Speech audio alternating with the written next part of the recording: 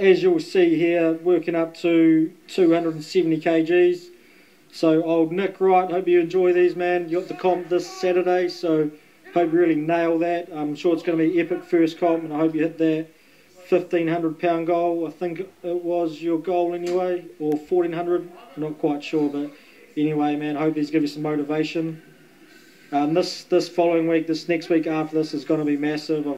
We just got a badass shout out from Brett Gibbs on his latest training video. If you guys aren't aware, Brett Gibbs is the #1 powerlifter in my weight class within all of the IPF. He beat Johnny Candido. In fact, Candido made a video saying how he looks up to Brett Gibbs. That's how I found Brett. And I have to say, I've become a pretty big fan of Brett since, and I follow all of his training stuff. And him and I have actually exchanged some comments back and forth on YouTube and Instagram. And I told him how, apart from motivation, I actually pick up a lot of mental cues, breathing habits, and whatnot by watching his squats.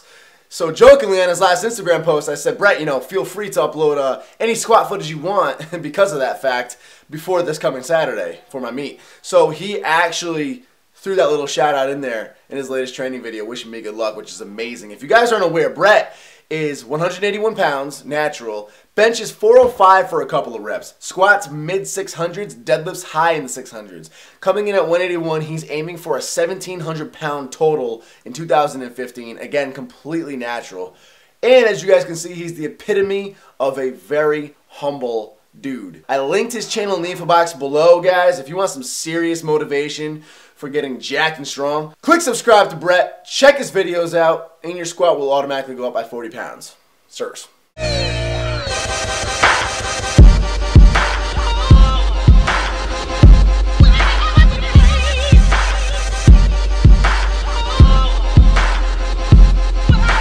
Look at these boots. To wear these things in public, you need more balls than Frank Yang. Ready? No, just stay where you were. Just Those are real. Look how big they are compared to her body. Turn around. Just show these things. Those are real freaking boots in real life. Oh my goodness. They're not real fur though. They're not. No, I know, but you have poodles on your feet. Walk in those. I want to see what they look like. What? That's real life right now. I don't even wear them that much anymore. I used to wear them all Those are the the time. most obnoxious things I've ever seen. They're like the most comfortable things though, and they're so friggin' warm. Woo! What's up, guys? It's Team Fluffy checking back in. I stepped away from Team Fluffy for a little bit, but I've returned temporarily tonight. So I figured I wanted to give you guys a quick little, basically an introduction of what the plan is now. We are exactly 1 week out from my first powerlifting meet ever. And as a reminder, it is the USAPL New England Opens, and it's in Rockland, Massachusetts. November 22nd, that's a Saturday. And I will be lifting from 2 p.m., and it's scheduled to end around 6 p.m., and then awards are supposed to be done around 7 p.m. If you guys care to come by, I believe it's only $10 for spectators to get in. So I'm pretty sure, that's the plan as of now, I'm pretty sure Brandon Campbell is planning on coming. Scott Herman is going to try to come to support if he can make it down. Bob Arcan will be my backstage guy, being all Olympus iron on me and getting into my head before I lift. My parents are actually going to be there, which is that really caught me by surprise. So it's going to be a really good time. I'm really excited. Being a week out, I'm starting to kind of get like a little bit of those pre-show jitters just because it's just a brand new experience for me. But ultimately, I'm excited. I'm going to do what I love doing more than anything else in life, and that's lifting heavy. So I can't wait. Anyway, the plan for this week leading up is pretty much to just deload, rest like crazy. No training, no working out. What we'll be doing is Monday, tomorrow, I'm pretty much just going to be stretching, foam rolling, really just trying to loosen and limber up really nicely. Tuesday, I'm just going to go through the motions of the 3 lifts, super light. So I'm talking like not a workout, nothing that's going to break a sweat, nothing that's going to break a pump. It's literally the weight I use just to warm up my joints before a real workout, and just doing 3 quick reps of each. And that's just going to keep everything active, going to keep everything activated. Wednesday, day 2 will be the last time I touch weights at all. Dan Mackler's probably going to come to my house. I think we're going to do it in my basement. And we're just going to practice commands. We're just going to do singles with that same weight I just described. Without further ado, I'm going to step on the scale over here. It's 1 a.m. And I'll show you guys what it is. I'm going to put this camera down for a second. Okay, 187. That's actually not that bad for 2 days of straight cheating. That's not bad at all. So I'm going to predict in the morning time in the 182 range tomorrow. So if it's like 182 point something, whatever, that's what I mean. 182, I think, is what I'm calling for the morning. Possibly 183. That's what I'm guessing in the morning time. So I'll check with you guys in the morning time. All right, it is daylight out. Morning time once again.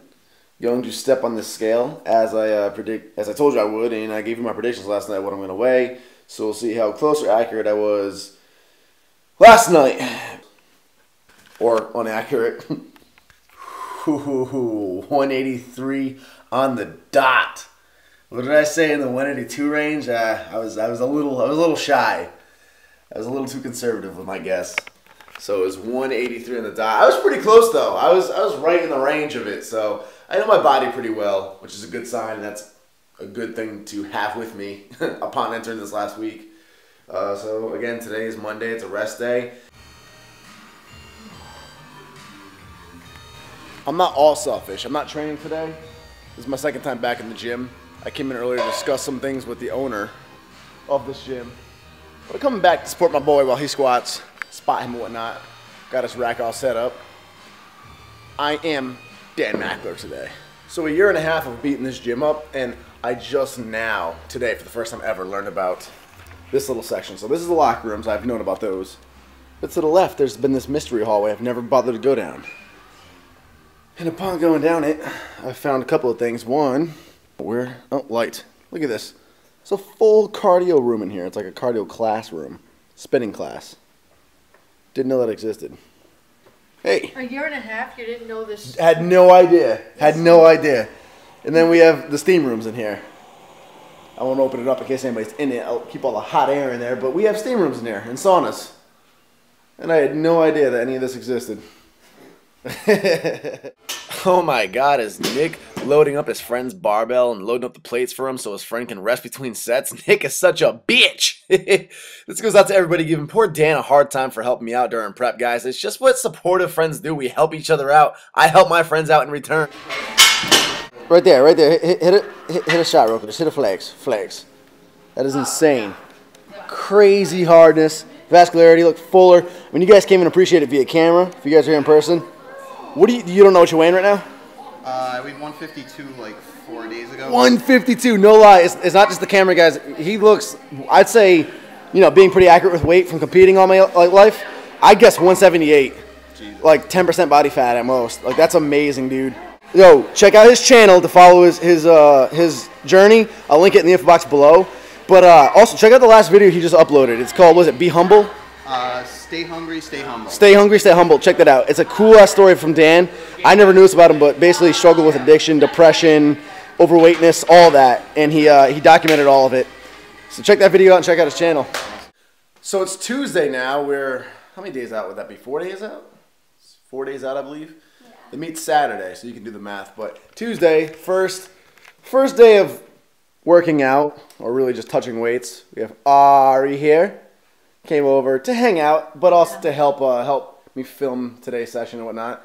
And of course, Dan the Man Mackler, always here to support. He'll be actually helping me out with the commands today. We're gonna be practicing a little bit of command work, so it'll be pretty cool. Basically, the idea is today we're doing sets of 3, 1 set of 3, like 50% of our max, so super light for squats, bench, and then deadlift in that order. And because we're not doing singles, we're obviously not going to get the rack command, but what I'm planning on doing is basically, for squats, for example, squatting, coming up, and Dan's going to give me the command to start my next rep, but he's going to wait until I meet the full criteria of what a ref would wait for upon giving me the squat command. So I'll do 1 rep, and then I'll have to wait till I'm done shuffling around and my head is up, and then Dan will give me the command to start again, and we'll do it like that, and then obviously he'll give me the command to rack at the end. And then tomorrow, we're going to do the same 3 exercises, but it's going to be 3 separate singles, and that'll be practicing official competition commands. So squat, rack, repeat, etc. And in a minute or two, I'll have Dan actually break down what exactly the refs at a powerlifting meet look for. All right. Fashion show. Every time I see a singlet, I just think of the Big Show. Where's the Big Show? We want to emulate the exact experience of a meet pretty much, as far as no music, training in the singlet, the commands and everything. And to avoid throwing any ego into this lifting, because again, we don't want to do any actual working out, we're going to do it in the home gym over here. basically just so there's nobody else around. There's no way my ego can get in there. Keep it really light, egoless, and just focus on the commands and whatnot. So today we are home gymming it.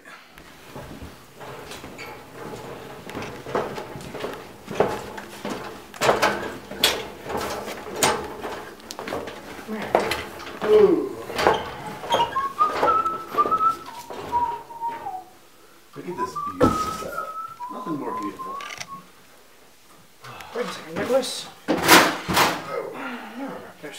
For the squat, basically Nick's going to unrack the bar and he's going to stand without any movement in the bar. So basically the referee is going to wait until it's very clear that he's in complete control, there's no movement, and he's ready to begin the squat. That gets as detailed as like not even shuffling your feet around, right? Yeah, Either. no movement, nothing. And the head has to be up, looking at the ref. Totally still, ready to begin the squat. At which point the ref will put the hand up and say squat.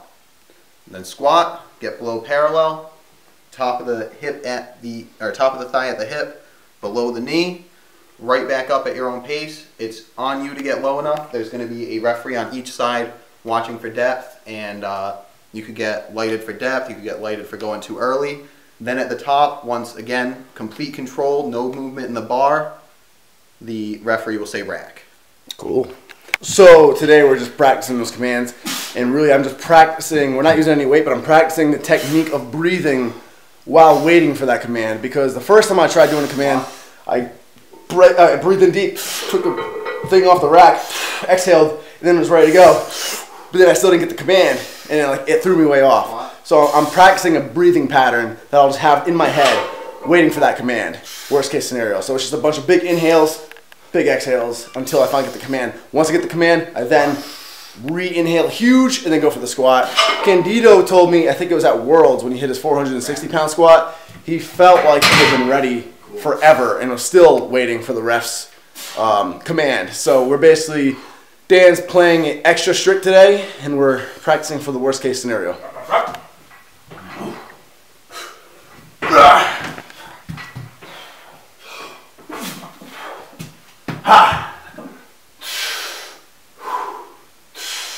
Squat.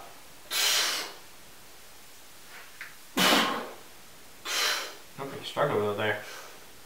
Rack. No, I was just overemphasizing practicing my breathing. So with the federations that I'm familiar with, the bench, what's going to happen is Nick's going to count off when he wants a lift off. They're going to lift it off for him. He's got to demonstrate that there's no movement in the bar and he's in complete control. At which point, the referee will say start, bring it down to the chest, and touch the chest. Again, he's got to demonstrate no movement in the bar, complete control, at which point the referee will say press it off the chest, hold it, demonstrate control again, then they'll say rack it. So it's sort of at their discretion when they say each of those things. So again, we're going to show no mercy right now. We're going to make him wait for it. So. Alright. Alright. Okay, comfortable, ready? Yep. Go. 1, 2, 3. 5. Start. Press. Rack it. Nice. Clean. Okay, so last up is the deadlift, and for this one basically they call off Nick's name. He would have about a minute or so. As soon as he's walking up to the bar, the referee's going to be sitting there like this. At that point, Nick can begin the lift whenever he chooses. Once he's locked it in, they'll say down and put the hand down. That's the only cue for the deadlift. He then has to bring the bar down in control without dropping it. So. And control doesn't mean I have to do like a 3-second tempo on my negative. It literally just means keep the bar in your hands. Don't let go of it. Means don't let go of the bar. Don't completely slam into the ground. Yeah. You know. And I obviously don't need a belt for this weight. I'm just doing it so I can just get completely used to the feel of everything that I'm going to be wearing that day. I didn't do it for squats, but that's because it was set to my deadlift and I just didn't feel like changing it. Down.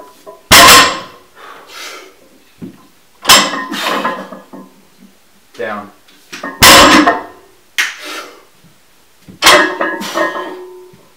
Down. So we have Dan kneeling down right there because we don't have a chair. We want to make it as realistic as possible because I've heard stories from other powerlifters. Obviously, I'm not one to give information because I've never done this before, but I've heard stories from other powerlifters where, like they've had good numbers ready to go, and then little things like the ref will be right where they usually look, and it might throw them off. And I believe it was Jeremy Hamilton. Don't quote me on this. I believe it was Jeremy Hamilton that was saying that happened to him in a squat one time. He was squatting, and right where he usually puts his eyes, the ref was like right there. It was like eye level with the ref, and it was awkward, and it almost threw him off. And then he ended up having to find a point to stare at that wasn't awkward. It might have been like the design on the ref shirt or something random like that.